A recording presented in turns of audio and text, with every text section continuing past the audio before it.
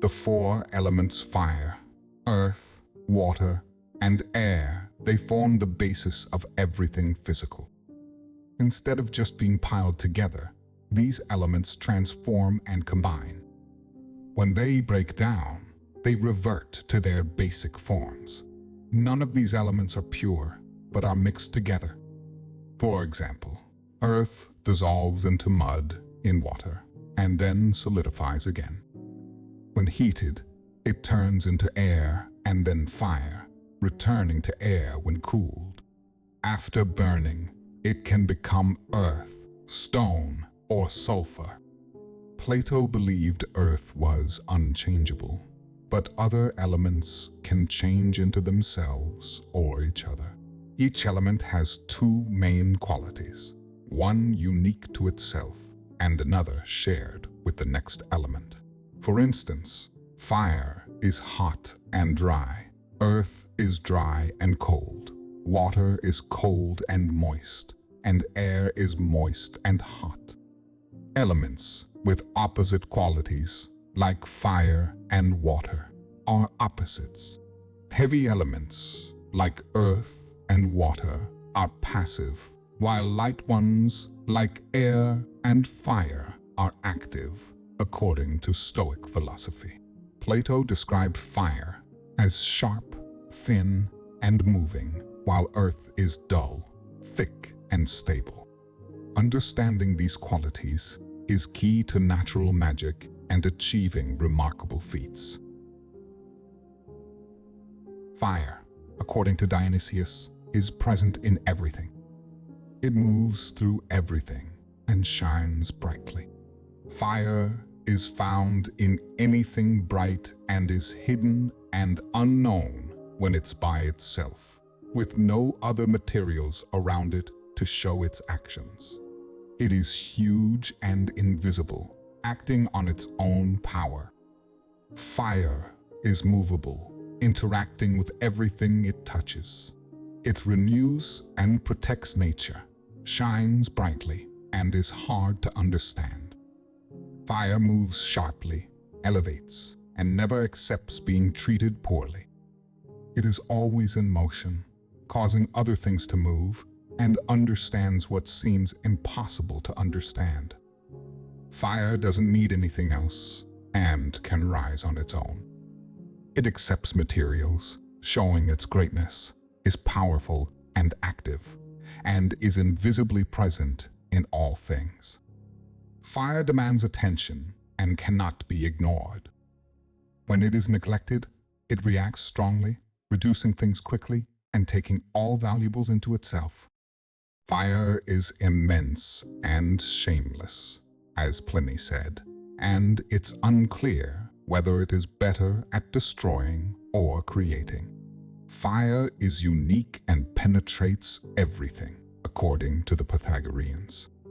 In the sky, it spreads out and shines brightly, but underground, it becomes narrow, dark, and tormenting. In between, it has characteristics of both. Fire is received in many forms and is distributed in various ways, as Cleanthes told Cicero. The fire we use comes from different sources. Fire is found in stones, released when struck by iron. It is in the earth, which smokes when dug. It is in water, heating springs and wells. It is in the deep sea, warmed by the wind. It is in the air, which often heats up. Every animal and living thing, including plants, is nourished by heat, and all life depends on this internal heat. Heavenly fire has the properties of heat, making things fertile and light, giving life to everything. Infernal fire has a consuming flame and darkness, which causes barrenness. Therefore, celestial and bright fire drives away dark spirits, and our burning wood does the same because it carries the superior light.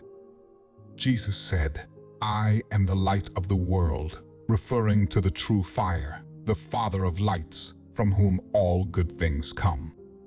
he sends out a brilliant fire, first to the sun and other heavenly bodies, which then pass it on to us. Because dark spirits are stronger in darkness, it follows that good spirits, or angels of light, grow in light from the divine, the sun, and even from our common fire. This is why the first wise founders of religion decided that prayers, sacred singing, and consecrations should always be done with lit lights. The Pythagorean symbols said, "Do not speak to God without a light." They ordered lights to be kindled to keep evil spirits away from the dead, and the fires were to stay lit until sacred rites were finished and the bodies were buried.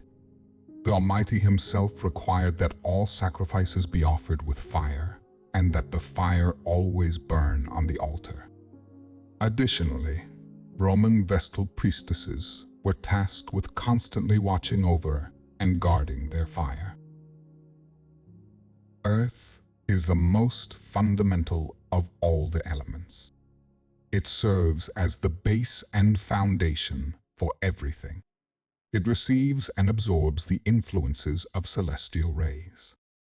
Within it are the seeds and essential qualities of all things animals, plants, and minerals. Earth becomes fertile through interactions with other elements and celestial forces, giving rise to all forms of life. It gathers fertility from all sources and is like the origin and source of everything. Earth is considered the center, the base, and the nurturing mother of all existence. If you take something from the earth, clean it, purify it, and refine it, leaving it exposed under the sky, it will soon become fertile and productive due to celestial influences. From earth, plants grow, followed by insects, animals, small stones, and precious metals that shine brightly. Earth holds great mysteries. When purified by fire and washed harmoniously, it returns to its simple form. Earth is the primary material from which we were created and the most effective remedy for restoring and preserving us. Water is essential for life. Without it, no animal can survive and no plants can grow. Water is crucial for the beginning of life, whether it's animals, fruits, or herbs. Seeds need to dissolve in water to sprout, absorbing moisture from the earth, dew, rain, or water we provide. Genesis 2:5 describes that plants and bushes didn't grow until God made it rain, showing how vital water is for life on earth. Water is so powerful that spiritual rebirth can't happen without it, as Jesus explained to Nicodemus. It plays a significant role in religious rituals, purifications, and is as necessary as fire. Water's usefulness is endless. It helps generate, nourish, and strengthen all things. Philosophers like Thales of Miletus and Hesiod believed water was the oldest and most powerful element because it influences all others. Pliny noted that water can erode earth, extinguish fire, rise into the clouds, and fall back to nourish the land, making all things grow. Many ancient writers, including Pliny and Silenus, have documented the countless wonders of water. Even the poet Ovid celebrated these amazing qualities in his verses.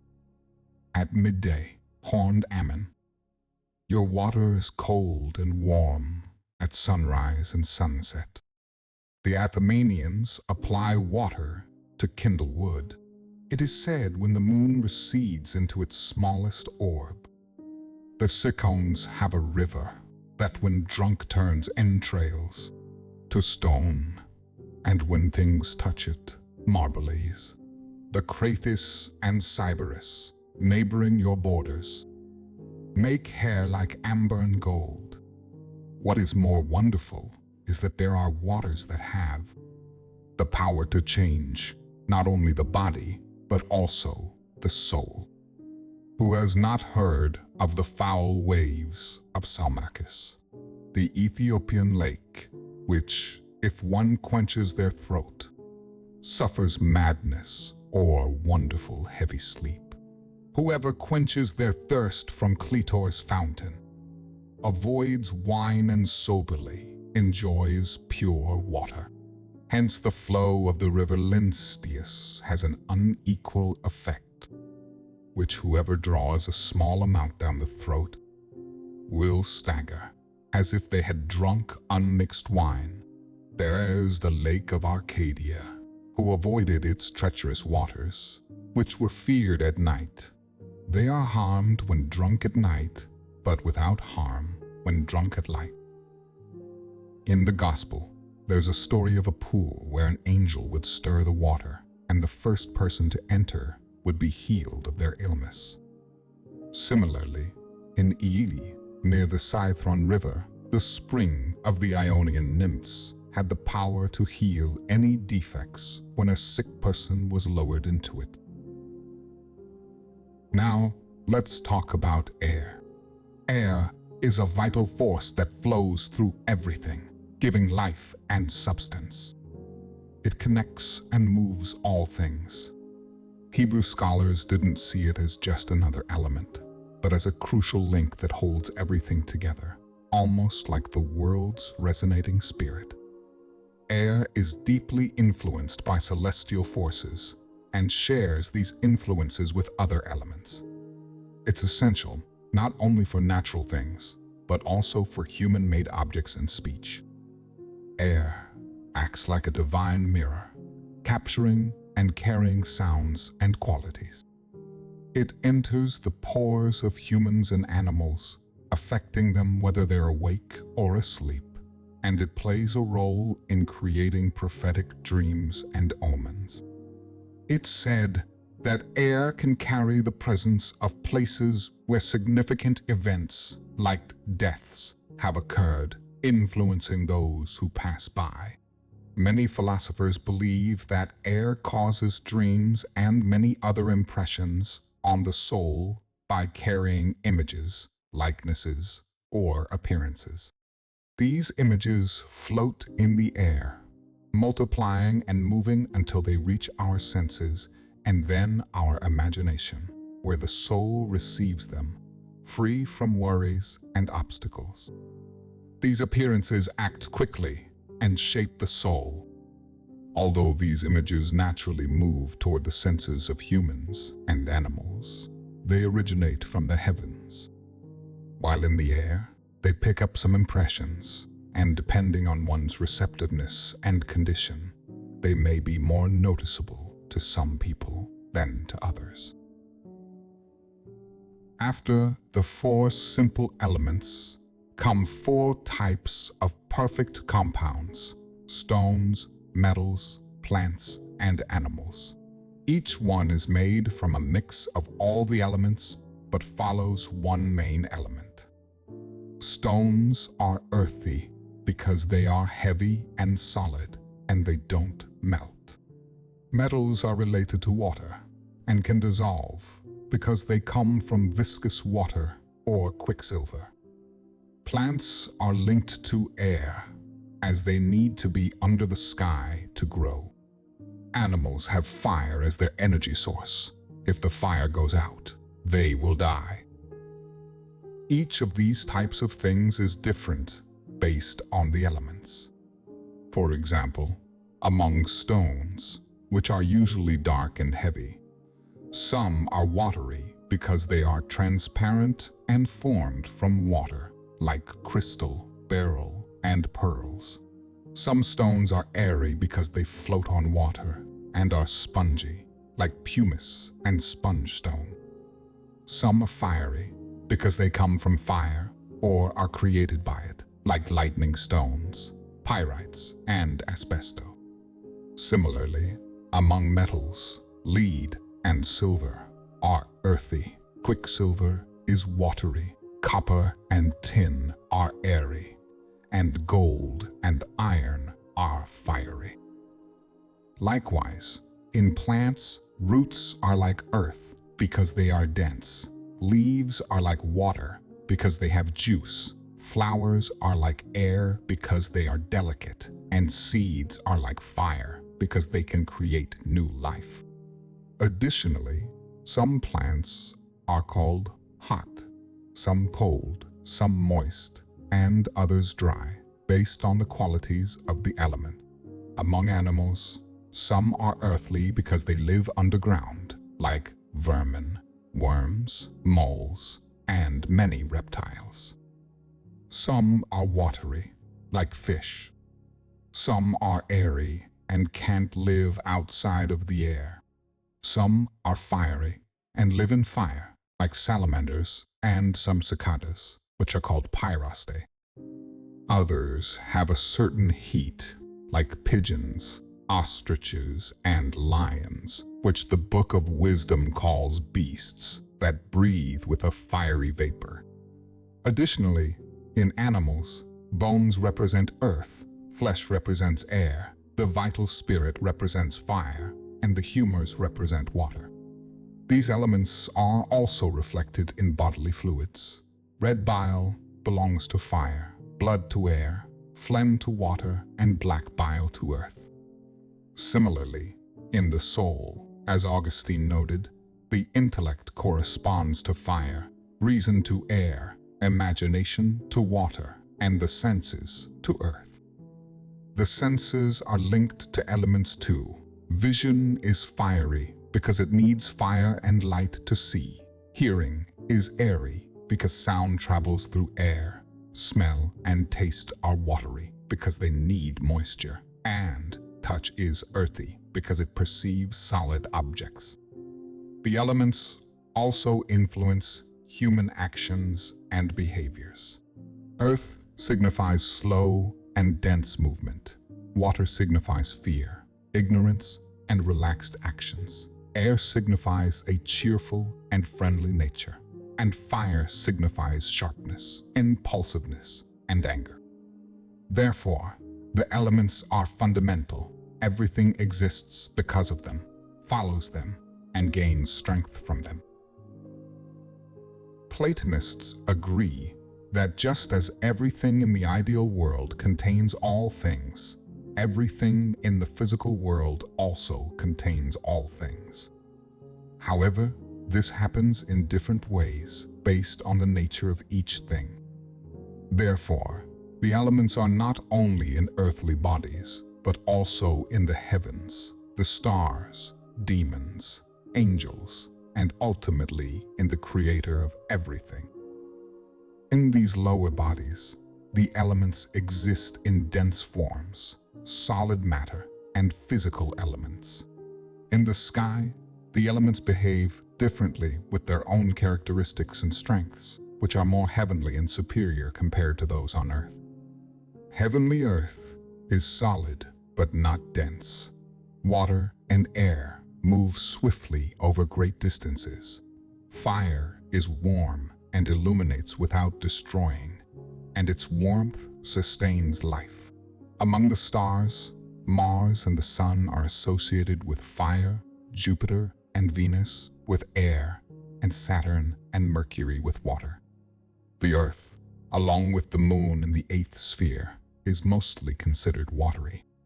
It's evident that earthly aspects are drawn to celestial waters.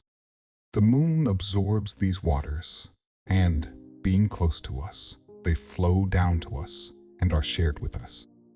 Among the astrological signs, some are associated with fire, some with earth, some with air, and some with water. The four elements govern the groups of signs in the heavens, assigning each element to the beginning, middle, and end. For example, the first signs of the fiery group are Aries, followed by Leo, and ending with Sagittarius. The first signs of the earthy group are Taurus, progressing to Virgo, and ending with Capricorn. The first signs of the airy group are Gemini, progressing to Libra, and ending with Aquarius. First signs of the watery group are Cancer, followed by Scorpio in the middle, and ending with Pisces.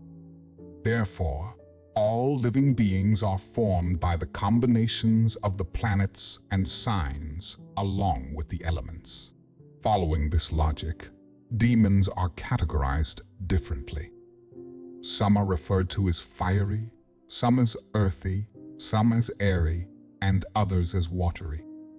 Thus, there are 4 rivers in the underworld: fiery Phlegethon, airy Cocytus, watery Styx, and earthy Acheron. In the Gospels, we read about the fire of hell and the eternal fire where the cursed go. Revelation mentions the lake of fire, and Isaiah describes the damned as being struck by corrupt air. In Job, there is a mention of moving from extreme heat to snowy waters, and it speaks of the land of darkness covered with the mist of death, a place of misery and darkness. The elements are also associated with the angels and blessed intelligences in the universe. They embody stability, akin to an earthy virtue where God's seat is firm. They also embody merciful cleansing, akin to a watery virtue. The Psalms mention water, referring to how the heavens are covered with it. Additionally, air is present as a subtle spirit of love and shining fire. Therefore, in the sacred scriptures, they are referred to as the wings of the wind, and in another part of the Psalms, it says, "He makes his angels spirits and his ministers a burning fire." Similarly, among the angelic orders, the seraphim, virtues, and powers are associated with fire, the cherubim with earth, the thrones and archangels with water, and the dominations and principalities with air. Don't we also read about the Creator, the maker of all things, saying, "Let the earth open and bring forth a Savior"? Surely, the scriptures mention a fountain of living water, cleansing and renewing. And isn't it the same Spirit that breathes the breath of life, described by Moses and Paul as a consuming fire? Therefore, the elements are present everywhere and in everything, and their nature cannot be denied. In lower realms, they are impure and dense. In the heavens, they are pure and clear, and in higher realms, they are truly living and blessed in every way. Thus, the elements originate in the Creator's design, function as powers in intelligent beings, manifest as virtues in the heavens, and appear as dense forms in lower realms. Elements are in all things. Thank you for watching. If you enjoy the video, please leave a like and subscribe to the channel.